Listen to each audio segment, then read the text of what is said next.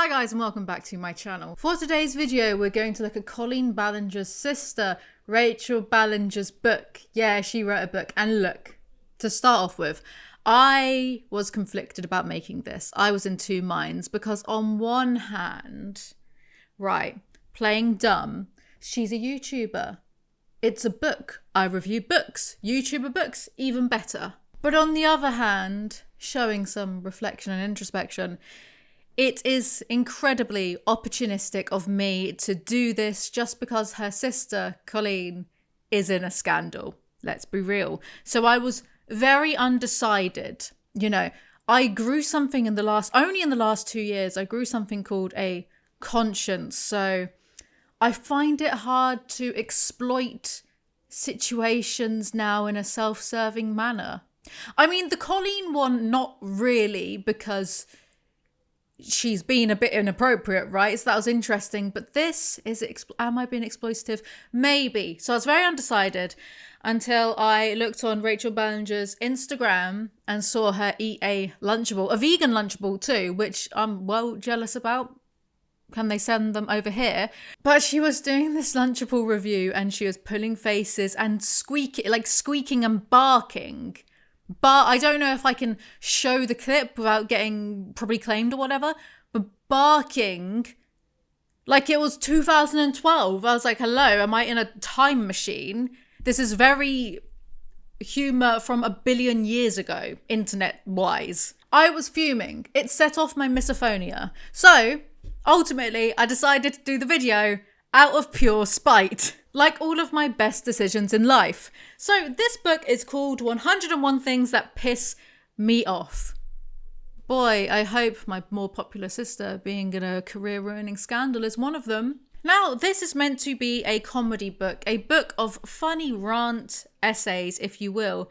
Annoyingly, I see that my idea of a funny rant book, the A to Z of everything I hate, isn't entirely original, so that's already bothered me. This book on Amazon is in the category of humorous essays and internet humor, and the book is called Quickwitted in the description. As I'm the king of silly, petty rants, I think it is my birthright to review this book about ranting. You know, I bumped into a college friend not too long ago and they were like, what have you been up to? What do you do now? And I said, oh, I'm a YouTuber. And the first thing they said, they didn't ask what I do. The first thing they said was, oh, are you doing your rants but on YouTube? I am known for ranting about inconsequential things. It is my thing. Heavily inspired by George Carlin and Bill Hicks, but still, it is my thing. Introduction. Have you ever gotten so angry that your fists curled, all of your muscles tightened, and every word out of your mouth was a scream? Then someone tells you to calm down because it's not that big of a deal. Screw that person. I hate that person. You have the right to be unnecessarily angry. Thank you, I know. You have the right to curse, scream, and throw things. Sure. But most people might not get angry at someone for going the speed limit. Luckily for you, I'm not most people. I will yell at that you law-abiding citizen. I will scream at them from the safety of my car and tell them how stupid I think they are because that person pissed me off. My name is Rachel Ballinger and I have, admittedly to a fault, a short and loud temper. Now, there is not a single word in this introduction that could be described as witty. There are several categories throughout this book. The first is things people do that piss her off. When people ask me, does this smell weird? Never. Never do I ever want to be your sniff tester. Why would I? Chances are, it does smell weird. If you are questioning the smell of something, it usually means the smell is questionable. Don't put it near me, you're nasty. Do you know what's really annoying? What's really fucking annoying is when I read this, in my head, I know exactly the cadence, the intonation of what she was going for. I know that you're nasty is probably meant to be said like, you're nasty. And now I'm getting annoyed already at the sound of my own internal monologue.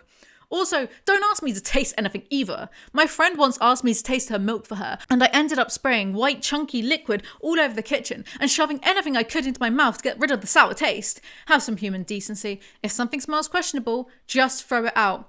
None of those are jokes. None of this is wit. It's just complaining, which, that's fine. That's all I do ever, right? But don't market yourself as comedy or comedian if there's no jokes. It's very simple. Set up, punchline. There you go. Write a new book just using that. How people get 10 times stupider when entering an airport or airplane. People forget how to walk, buckle a seatbelt, follow a sign, follow verbal instructions, push a button, or even how to carry a bag once they stepped into an airport, especially in the security line. It really isn't that hard to figure out. You have to take off your shoes, belt and jacket, and then out your laptop. Also, don't bring objects that can kill people or any large containers full of mysterious liquid. These are very simple rules, and then once you're through the scanning process, please step aside while you redress yourself so the rest of us can get to our bags. It's not rocket science, people. What? You didn't believe me when I said that this book contains no jokes or punchlines? When you text someone something really funny and then they don't respond. I've been feeling really good about myself lately. Every time I get naked in the bathroom, the shower gets turned on. Winky face. If I received this text message, I would immediately block the sender and possibly break my phone. When people start a sentence with, "I'm sorry, but," I see you fake apologizing. I see you. I've made a list of fake apologies and excuses so you can look out for them, or so you can stop using them. ... I'm sorry, but I'm the kind of person that always tells the truth, so I had to tell that guy you liked him.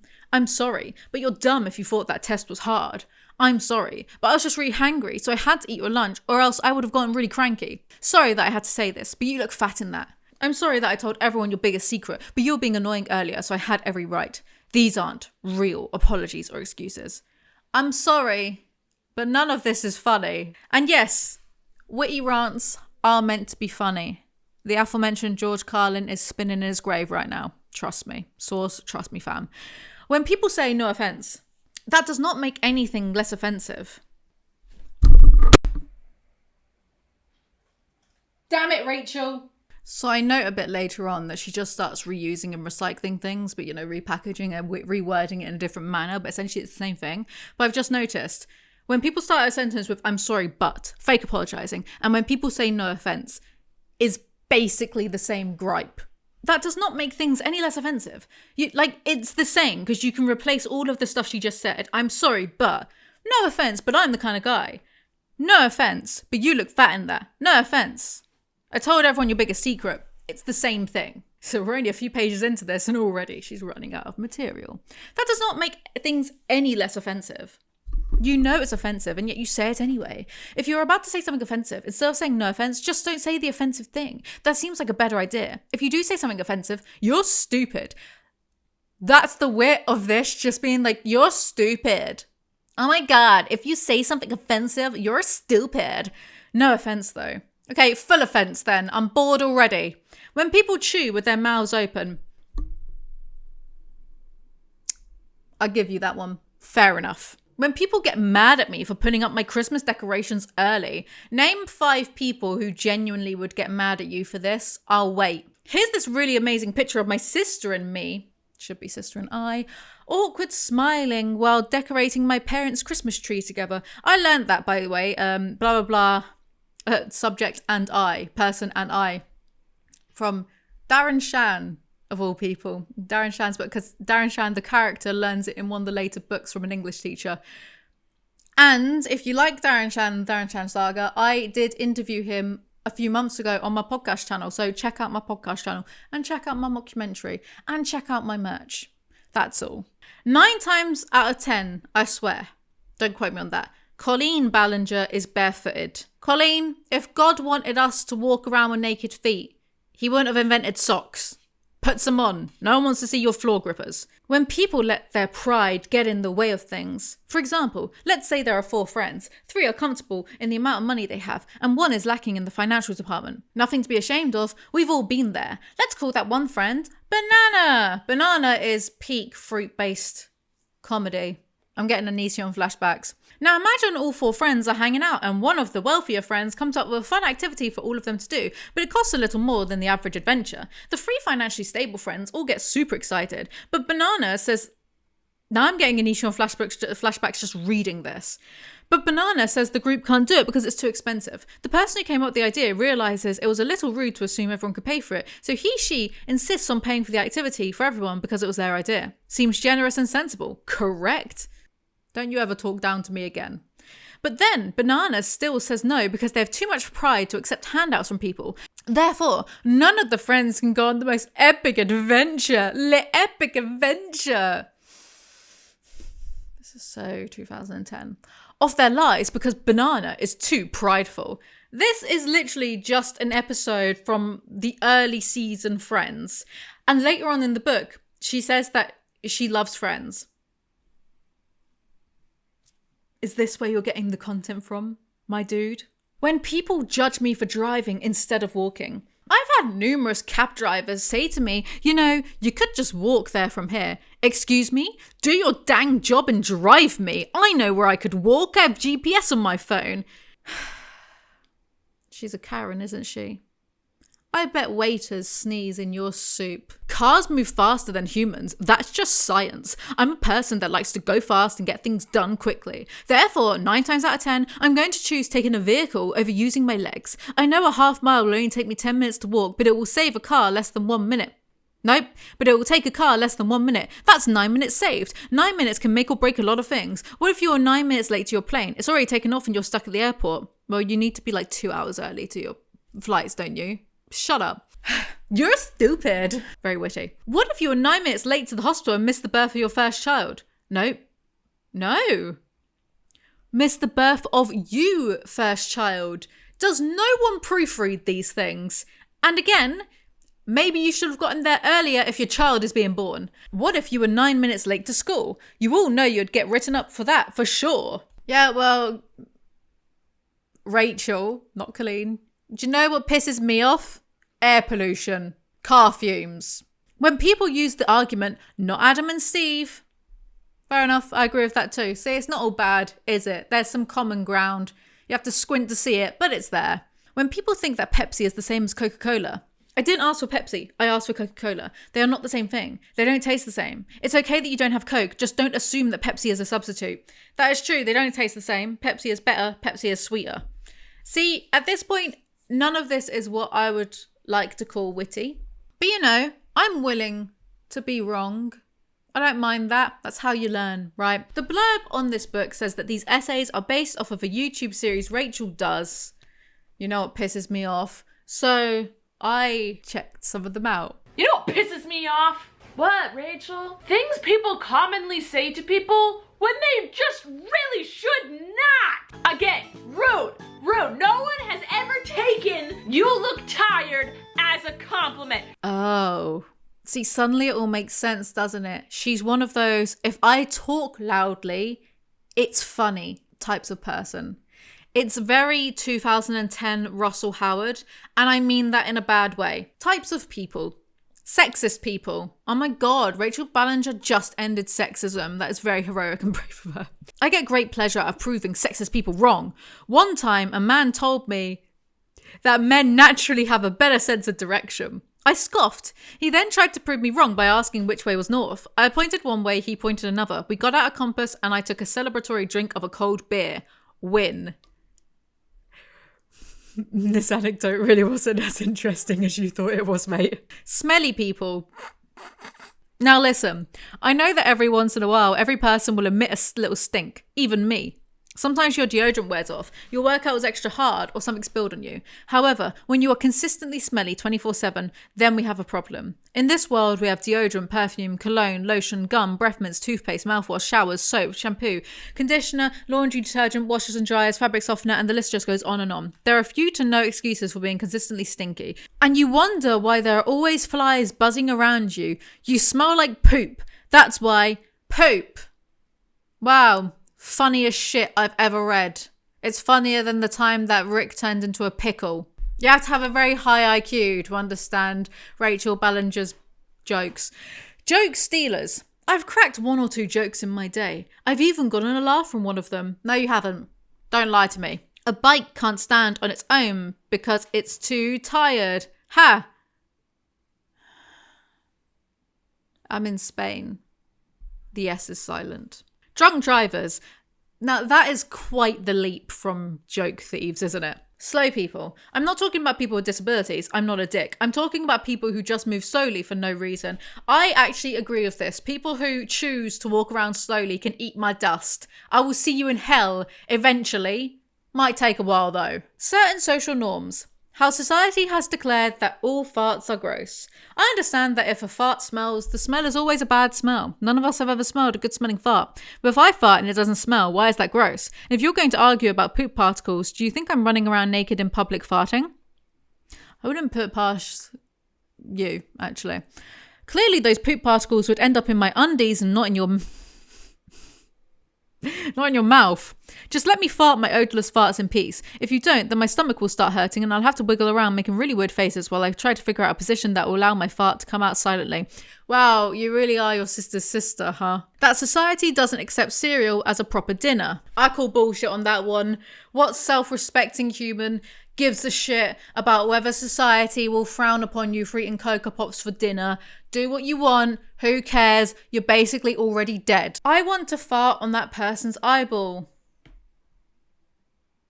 That society says I can't pick a wedgie in public. Because guess what? I'm gonna pick it anyway. Why should I walk around my underwear shoved up under my butt crack? That's uncomfortable. And I'm gonna pick that bundle right out of there no matter where I am, and it's gonna feel so good. Trust me, no one else cares as much about your crack as you think they do. And that's beyond the point, because you can unpick a wedgie like subtly. But this person is not subtle in the slightest. Like, she would probably draw attention to it. She'd be like, hey everyone, just gonna shove my hand on my ass and pick my pants out of it. Anyone got, like, if you don't believe me, this is Rachel summed up in one picture. I don't know how a picture set off my misophonia, but you did it. Well done. Congrats. You want a cookie. That peeing in the shower is frowned upon. By who? Everyone does it occasionally. Objects/things. Pockets on girl jeans. I think the purse companies got together with the pant companies and decided to make girls' pockets really small so we have to buy purses. Ladies, have you stuck your hand in a man's pocket lately? This book is so basic. Now, I'm going to give credit where credit is due, even though I definitely came up with the idea first of making a book about rants, even though this came out in, I think, 2015 or 2000, don't matter. The premise of this book is quirky enough, and it's different enough from like the average YouTuber book, you know, like Zoe and Zoella, like I'm on first name basis with Zoella. Zoe, my best mate, you know, she did some books on like hosting and cooking, and so did Tanya Burr, and you'd expect that from them, right? A lot of YouTubers have done autobiographies because they really think that they're that interesting. I'm the most interesting person on this platform, let's be real. But this, a book about rants, that's different. It's unique for a YouTuber. It's quirky. How many people would write about things that annoy them? Because it's inherently negative, right? And most people want to write about things that are positive because they're all delusional. Life is a cosmic joke. The issue I have with this book is that this list is just so basic and easy that anyone could have written this if they put their mind to it.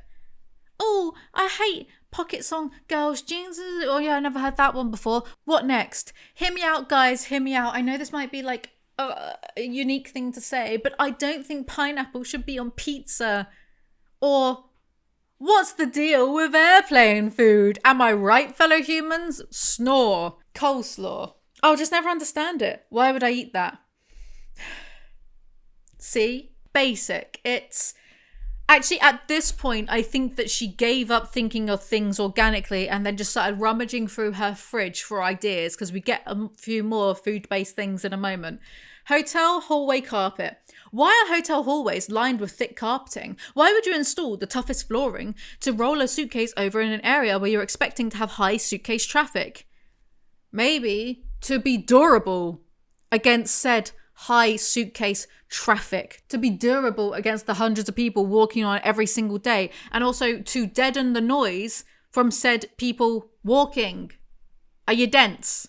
If it was tile or even thin carpet, it would take no effort at all. And then you'd probably just complain about how worn down or how noisy hotels are. Honeydew and cantaloupe. She really started running out of ideas. She just started like looking through the grocery store. Grow up. Soup. Grow up even harder. Eat your soup. But you know, maybe when writing this, she was just hungry. Romantic movies. Romantic movies present a false representation of real relationships and they have the most predictable plots in the entire world. These movies make girls think that guys are supposed to do over-the-top romantic gestures, but in reality, if a guy ever actually did any of those things, you'd find it awkward and creepy. Hear me out? Stay with me. Have you ever had a guy on guitar try to sing you a love song? It's so awkward. Where are you supposed to look? You can't make eye contact, but you seem rude if you're not looking at him. It's mortifying and not sexy.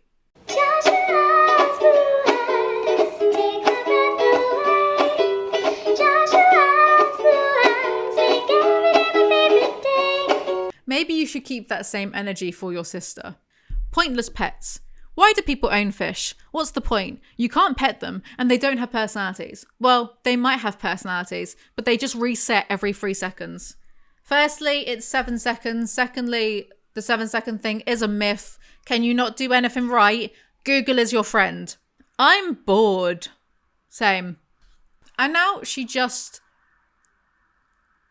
It's the police. They're here for Colleen. Now she just starts to repeat herself. So number 58, you know what pisses me off? Sleep. Number 63, you know what pisses me off? Naps.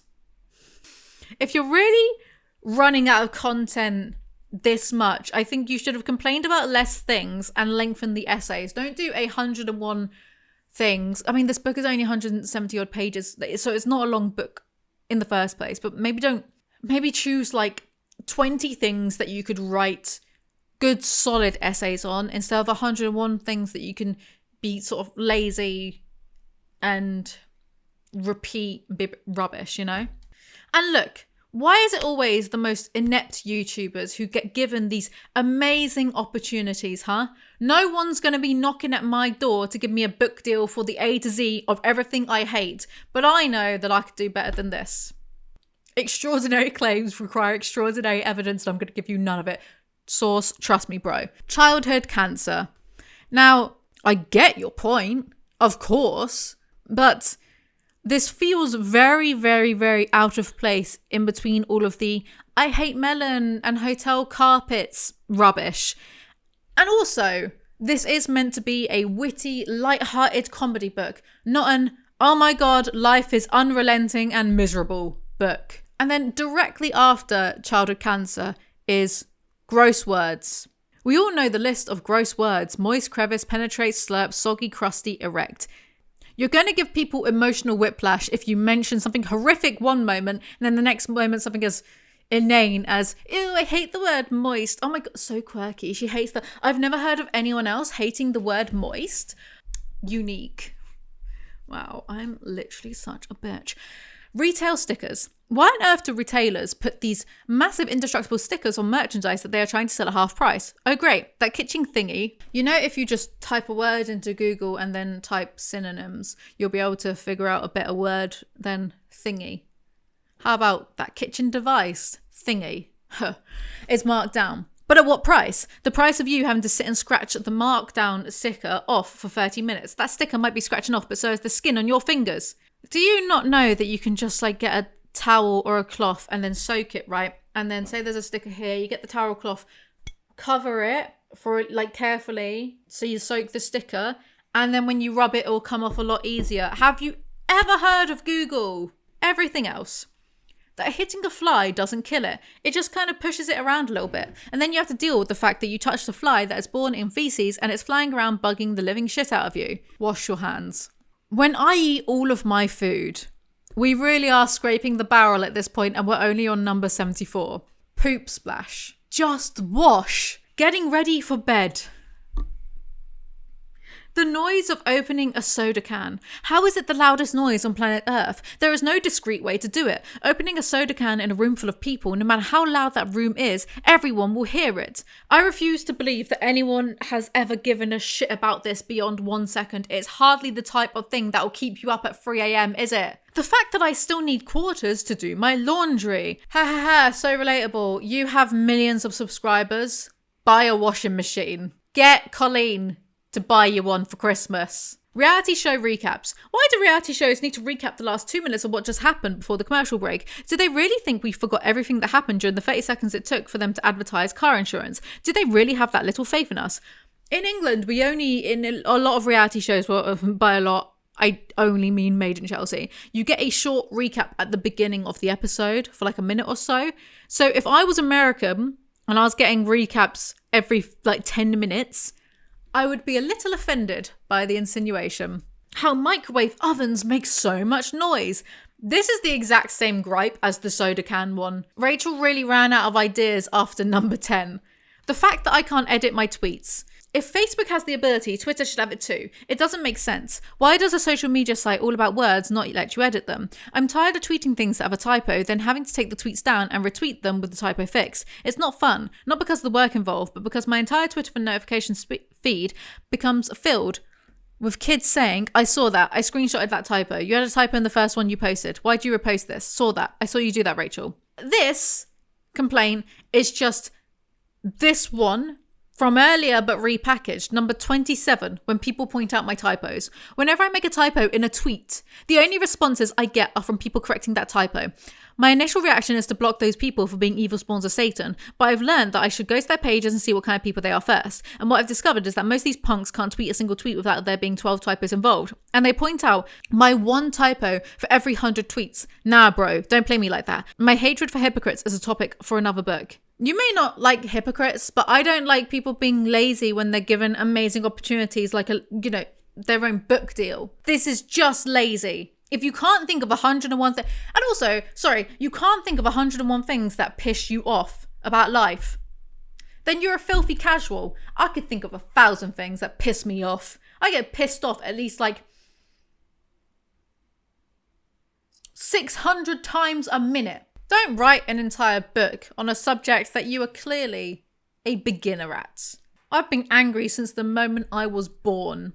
Don't you play me. The fact that Subway messes up my sandwich. With the way Subway is set up, it seems impossible for them to mess up, except it happens all the time. They've even given me the wrong sandwich altogether. How does that happen? I went through the entire line ordering my sandwich to perfection, then they wrapped it up and handed it to me. When I opened it up, it was a completely different sandwich. Sorcery. This has never ever happened to me, so I don't believe you. Yeah, you watch them make the sandwich. If they're messing up, why don't you say something? Do you know what pisses me off? This book. Now, at this point, I was wondering how this obvious cash grab got high ratings on Amazon, so I checked out the reviews. 4 out of 5 stars was okay. It was a good book. The premise is unique to Rachel.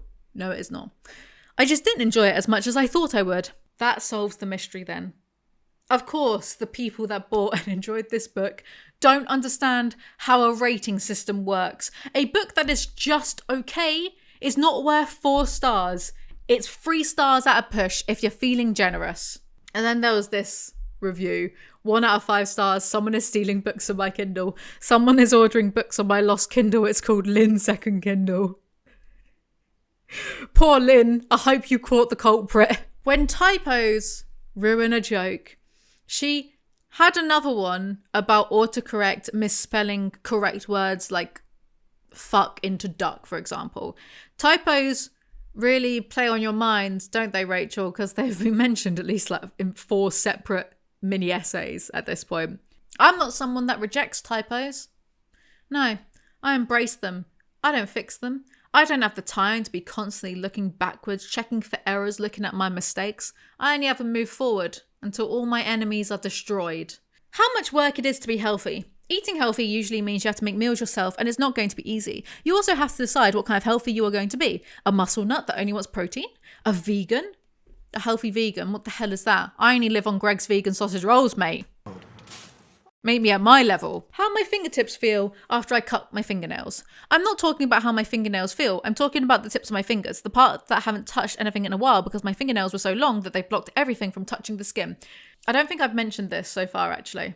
All of these essays, you can't even call them that. Some of them are a paragraph long, some of them 2 paragraphs. And that's why I'm calling this a bit of a lazy cash grab, you know? But for this is the entire segment, just this one paragraph. She doesn't expand upon this. She doesn't explain how her fingertips feel after she cuts her fingernails. And she doesn't explain why it pisses her off. Just doesn't bother. It's lazy. And once again, may I remind you guys, there are no jokes. There is no... Tell me any of this that is witty. Please. enlighten me, educate me. That women are constantly leaking. There is always something leaking out of our vaginas, and no one talks about it. It's taboo, but the world needs to know that our vaginas have a constant runny nose. I mean, I wouldn't say constant. Maybe everyone's body is different. Everyone's vagina is different, I suppose. We don't enjoy it. We can't stop it. It isn't pleasant. We don't like pulling our pants down to pee and seeing this clear white crap in our undies, then pulling our pants back up and it's cold and wet because our underwear was down too long and it's no longer body temperature.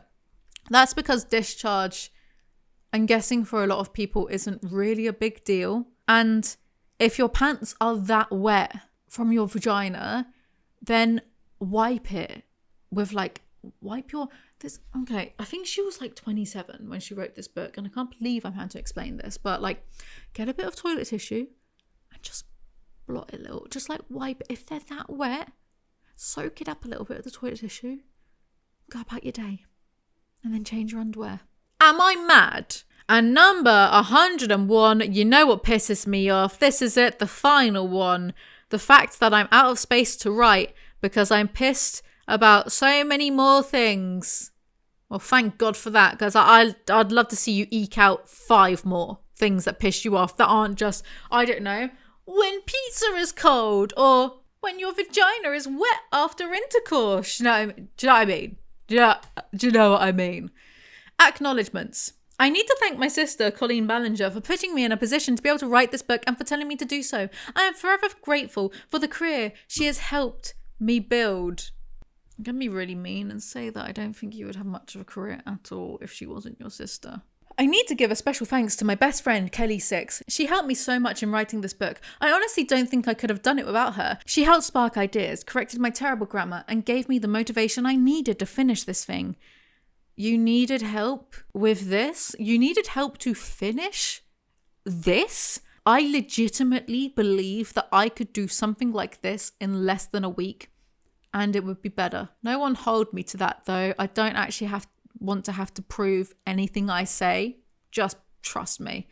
Colleen Ballinger, a Los Angeles-based YouTuber, began her career on YouTube with her internet-famous catchphrase, "You know what pisses me off?" She quickly caught the attention of a wide variety of viewers and developed a devoted fan base. Thanks to Colleen, all strung together with her quick-witted humour, Rachel is known for her ability to use satire to pinpoint everyday truths and ironies about being a young adult in the modern world. Where? Show me where there was satire utilised once within this entire book. Behave. You want satire, true crime satire, check out my mockumentary that I made. I am actually, I finished this and I am fuming with myself that I have wasted decades of my life at this point being all, where I'm not good enough to write a book. People are going to judge me and be... That is some irony. Oh no, people are going to judge me for writing shit. Literally my YouTube career at this point. Where I'm not good enough. It's because I'm self-aware. I know I'm not good enough because I'm self-aware. When people like Rachel are getting paid to shit out these words on a page, and only because she was related to someone more famous. She wouldn't have had this opportunity had she not been related to Colleen in the first place. I don't believe it. This book is the result of nepotism on YouTube, and it really shows because it's repetitive, it's lazy, it's uninspired, it's a bit dull, it's very short, so I'll give it that. Thankfully for me, makes my job a bit easier. Am I being too mean? No. It's Rachel Ballinger who is wrong. Anyway, that's the end of this video. Do let me know what you think of this in the comments below. Am I being too harsh? Am I being petty and spiteful? Yes. I'm just jealous because no one's out there giving me book deals, even though I've done nothing to work towards getting a book deal. How dare they? If you enjoyed the video, make sure you like, comment, and subscribe. I make new videos whenever I feel like it. Follow me on Instagram. Follow my podcast channel and my third channel. There should be a Reddit video up by now on that third channel. And I'll see you guys next time. Bye.